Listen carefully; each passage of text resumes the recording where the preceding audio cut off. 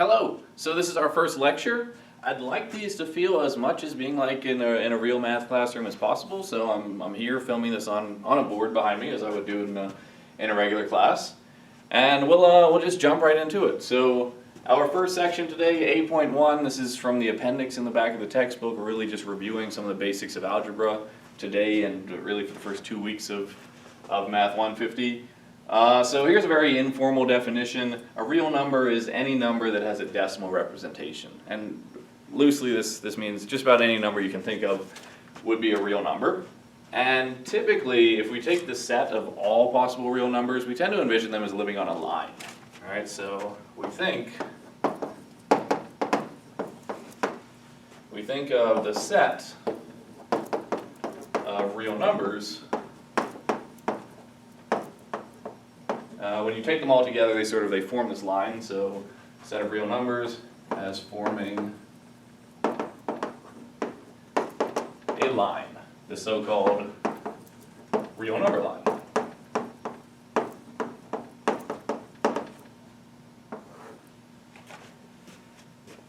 So, what do I mean by that? Well, here's a line. And I'll put arrows on both sides to indicate that this goes on forever, to infinity and to negative infinity. And what we tend to do is we tend to choose some point, just any old point that you want, choose some point that will correspond to the number 0. So sometimes it's called the origin of the number line. And on this number line I have, first and foremost, I have all of the natural numbers. So I've got all the counting numbers, 1, 2, 3, 4, 5. And let me make a note of this. I want to note some of these numbers and names of these sets. So what I have on here right now, accepting 0, is we have the set n, which is the natural numbers. And as I said, these are just the counting numbers, right? So this is 1, 2, 3, 4, 5, goes on forever. So I've indicated those right now on the line. But then you want to expand that a little bit. Of course, we have this number 0 that sometimes isn't considered a natural number, and in my definition here, I'm not thinking of it as being 1. But then we also have the negative numbers, right? The negative whole numbers. So we've also got -1, -2, -3, -4, we've got -5, and that continues on forever as well. That's usually called z. This is the integers. Reason we use z is because this is coming from German, but the set of all possible whole numbers, including 0, so the negative ones as well, that's called the integers. So this is the set.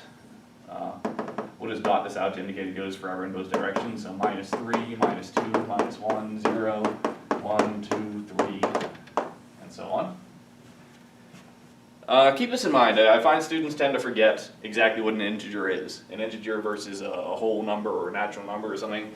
This is the set of all the integers, all the whole counting numbers, including the negative ones. Well, what else do I have on this real number line? I have stuff in between these numbers, right? For example, between 0 and 1, I have right here in the middle, I have maybe 1/2. Hopefully that shows up on the camera. This red chalk, I think it will. There's 1/2.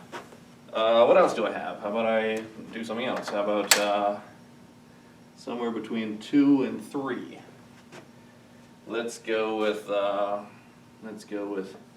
8/9, right? So this fraction, 8/9, 9/9. Oops, no, that's 8/9 is not close to 3.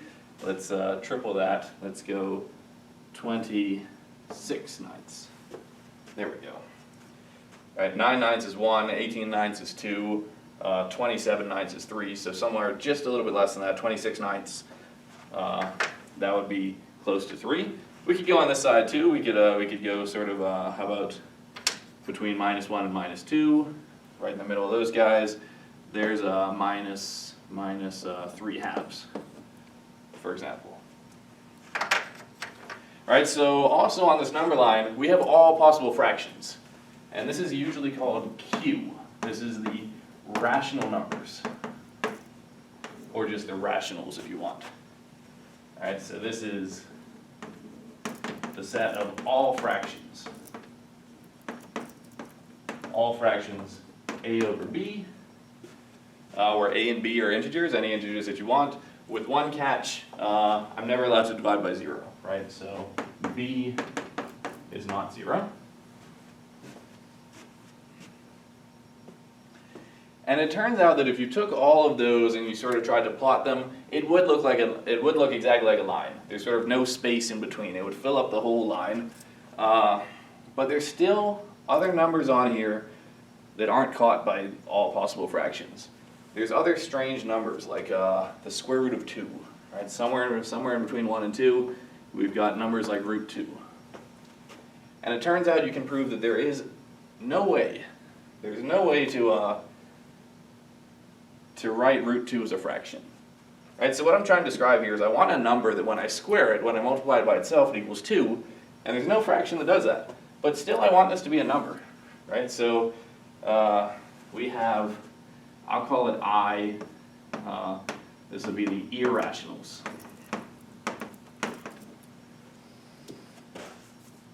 Okay, so the irrational numbers, and I won't attempt to define them or anything, but for example, we've got things like root 2, square root of any prime number, so take square root of 17.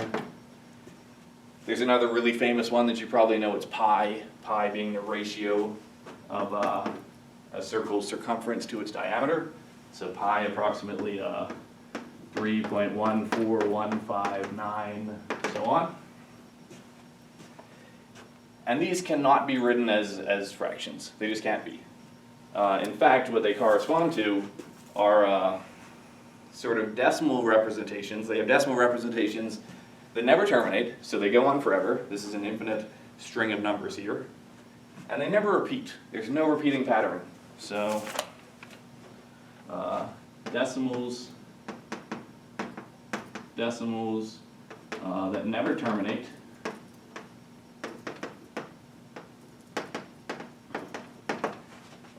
And do not repeat.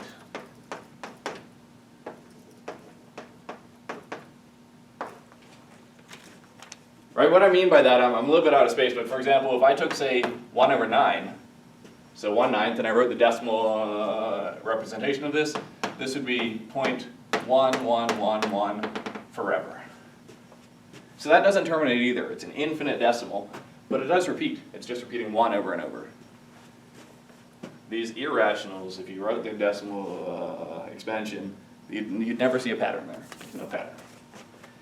So those also fall on the real number line, and if we take all of them all together, we get the reals. Real numbers. What are they? They're sort of, notice that the natural numbers are part of the integers, right? And the integers are part of the rationals.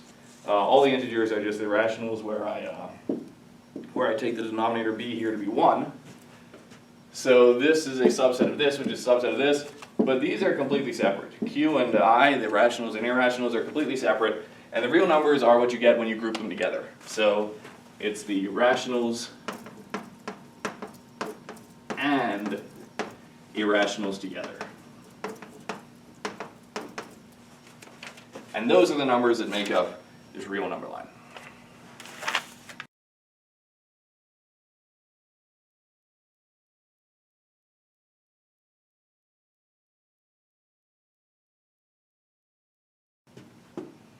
Alright, so we have a few basic properties of real numbers, or in particular of addition of real numbers, that I want to go through. There's 4 of them here, and the first one is what's called associativity. And it says it doesn't really matter the order in which you add things, right? And what I mean by that is this says if I take A and B, so A, B, and C are just real numbers, take A and B and add them together, right? The parentheses say add them together first, and then add C to them. Well, that's the same as doing B and C. Right, adding B and C together, and then adding A. So in other words, if I just wrote this expression, A plus B plus C, it's completely unambiguous, because it doesn't matter whether I add A and B together first, or B and C together first. You still get the same result regardless. So that's called associativity of addition. 2 also says that you can flip them. So instead of doing A plus B, I could do B plus A. And that doesn't matter either. It doesn't matter which order you add them together, you get the same result regardless. And you might say, of course, this is very obvious, but It turns out it's only, we'll see examples of this later in this class with different objects where you don't have this property, which is called commutativity. So we'll have operations that don't always commute. So even though this seems very obvious because it's something you're used to always having with real numbers, it's worth pointing out that this has a name. So this is commutativity. It says you can add A and B or B and A, doesn't matter which order you go. Property number 3 says that the real numbers always have this very nice element, which is 0. 0 is very special because it's the identity element under addition.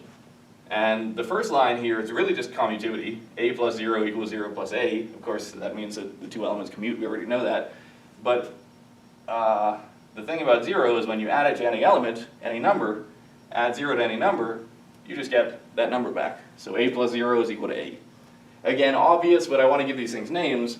So this says that 0 is this very special number. It's the additive identity element. And 4 is, again, a statement that you might say, yes, this is obvious, but if I have any number A, there always exists another very special number related to it, which is the number minus A. Right? So 7 and minus 7, or minus 5, and then minus 5, which is plus 5. Given any number A, there always exists a so-called inverse, minus A, that when I add it to A, I get 0 as my output. And then given A, there's exactly one such element. So so-called inverses exist.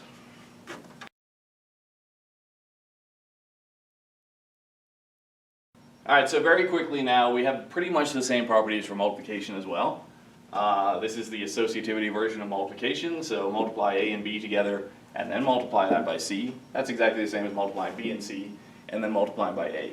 So once again, in other words, this expression A times B times C is completely unambiguous, because it doesn't matter whether you do A and B first or B and C first. So once again, we have associativity of, and these are properties of really the operation itself, so it's associativity of multiplication. Same here, we have A times B is B times A, so we have commutativity of multiplication. Commutativity.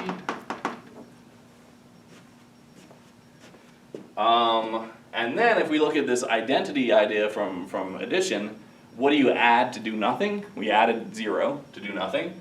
What do you multiply by to do nothing? And that's of course the number 1, right? A times 1 is just A. So the number 1 is the multiplicative identity. Right, and then, okay, the question is, well, what do I multiply A by to get this identity element? What do I multiply A by to get 1? Well, I multiply A by 1 over A. Right, so 1 over A is the inverse of A. You'll notice I don't always have an inverse, though. With addition, I always had an inverse. I always had minus A. 1 over A doesn't always exist. When wouldn't it exist?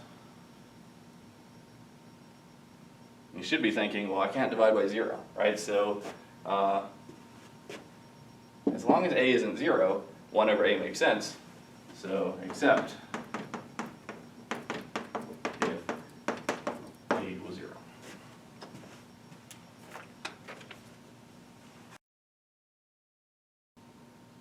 So you might recall that there's one more property called distributivity. And this is really, it's not a property of addition or multiplication.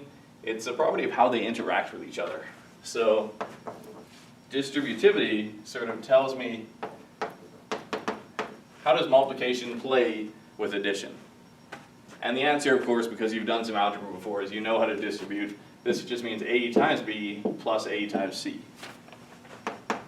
A times B plus A times C.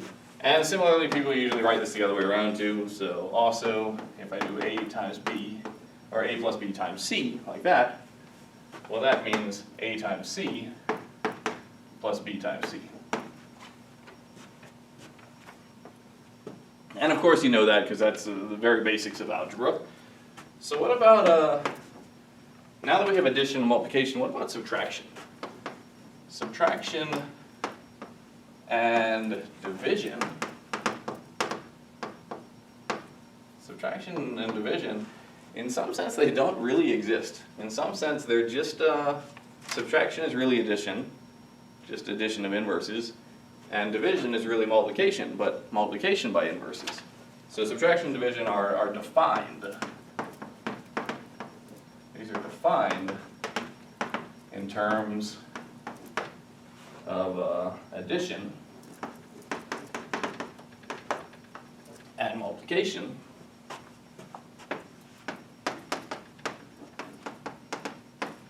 Multiplication by inverses.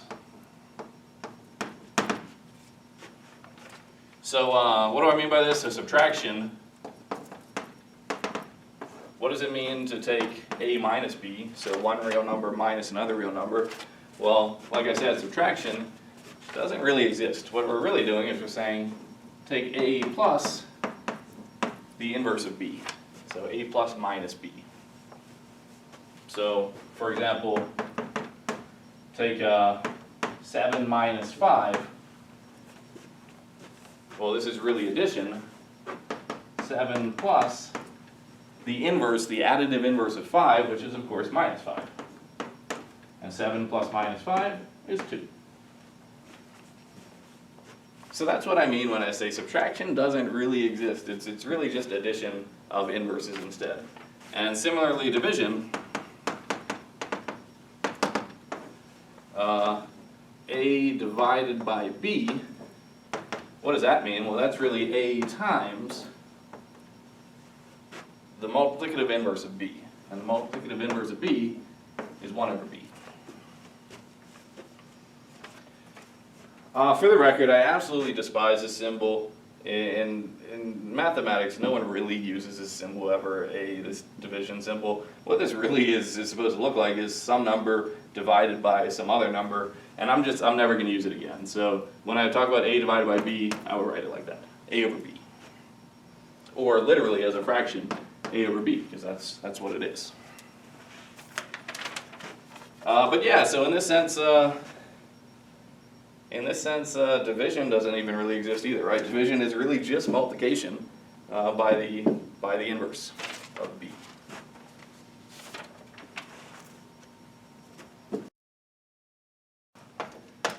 We've got two more topics, small topics here. Although this next property is actually really super important, the so-called zero properties. And the first one is obvious. You know that anything times 0 should be 0. So A times 0, by commutativity, this is 0 times A. But anything times 0 is always 0. So that's a really nice property of this number 0. But 2, here's another super important property, is if I have two real numbers, A and B, and they multiply to give 0, well, that can only happen. The only way two real numbers multiply to give 0 is if at least one of them is 0. So, if and only if, is how we usually write this logically. It means this is equivalent to if and only if A equals 0 or B equals 0. Or possibly both of them. This is usually how we read or. This is inclusive, so or possibly both are 0. And this is super, super important in algebra because we use it all the time when we solve equations. For example, suppose I have x times x minus 2 equals 0.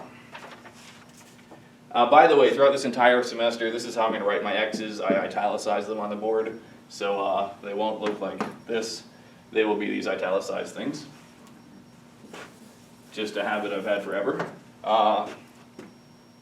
So here this says I've got one unknown real number times another unknown real number, which is just the first one minus 2, equals 0. Well, the only way two numbers can multiply to give 0 is this means that either x is 0 or x minus 2 is 0. And of course, solving the second equation of x minus 2 is 0, that means x is positive 2. So this is a really, really, really important property that we'll use all the time. I should have probably boxed the whole thing. If the product of two numbers is 0, then at least one of them must be 0 itself. Very last part of this review section, fractions. Of course, so what I'm talking about is something like this: a rational number, a over b. Just a little bit of terminology. The top, a is sometimes I'll call it the top, but it's formally called the numerator. And b down there on the bottom, again, sometimes I'll call it the bottom of the fraction, but formally this is the denominator. And you should know how to handle these things, how to work with these things. So for example, this fraction, k times a over k times b, well, one thing you can do algebraically is just cancel common terms from the top and bottom, right? So those cancel, and that just equals a over b. And of course, why? Because this says, well, multiply the top by k and divide the top by k. Well, that doesn't do anything, so you're still left with a over b. 2, how do you multiply fractions together? So a over b times c over d. Really easy to multiply two fractions together. Multiply the tops and multiply the bottoms. So AC over BD. How do you divide fractions? So A over B divided by, again, I'm not going to use the division symbol, the dot and line. I'm just going to do a divided sign, or divided by sign. A over B over C over D. So think of this as like 7/3 divided by 1/2. How do you divide fractions? Well, you take the fraction on the bottom and you flip it and multiply instead. So this is A over B times what's usually called the reciprocal of the thing on the bottom, so flip it. So this becomes D over C. And now the line above tells me how to multiply fractions together. Multiply the tops and bottoms. This is AD over BC.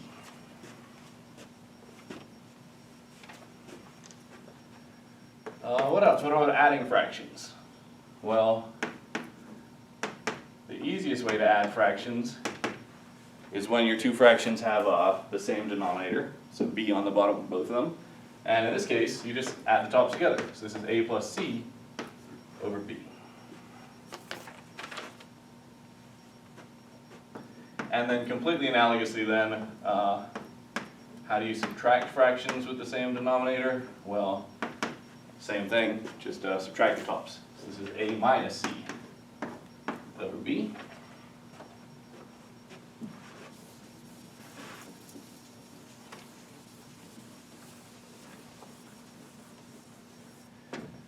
Well, how about, what if they don't have the same top, or the same denominator? So a over b plus c over d. Right, the difference here is, in this expression, they're both over b, they both have the same denominator. Here they have different denominators, b and d. And the trick you should know from algebra is, well, I have to put them over a common denominator. Right, so what I would do is, to put them over a common denominator, well, one thing I could do is put them both over b and d. Right, so b times d. So if I want bd on the bottom here, I'd multiply top and bottom by d. And if I want bd on the bottom here, I multiply top and bottom by b. And I know I'm allowed to do that, right, because they just cancel each other out. So this becomes dA plus bc over my common denominator, bd. Although now that I've written this, I don't like that it's out of alphabetical order. A lot of people would write, instead of dA, you'd write that as AD. Okay? So I'll cancel out, or I'll erase my little red additions here. But the product, or sorry, this summation, A over B plus C over D, is, formally it becomes this. It becomes A times D plus B times C over BD. But the way we did that is by multiplying top and bottom by D in the first expression and B in the second. So I know we haven't done many examples in this section because it's really just review of all these terms and basic properties. But for example, let's do, say, 7/3 plus 4 fifths. Okay? Well, what I want to do is I want to put them over a common denominator, and that common denominator would be over 15. Alright, so what am I going to do? Well, I'm going to multiply top and bottom of this by 5. So we're going to have 5 times 7 over 15. And I'm going to multiply top and bottom of this guy by 3 to put this over 15. So plus 3 times 4 over 15. And this comes out to whatever this comes out to. 5 times 7 is 35. Plus 3 times 4 is 12 over 15. Or, what is that? 47. 47 over 15. So yeah, that should wrap up the section. Our next section is on polynomials. Feel free to go on to that now.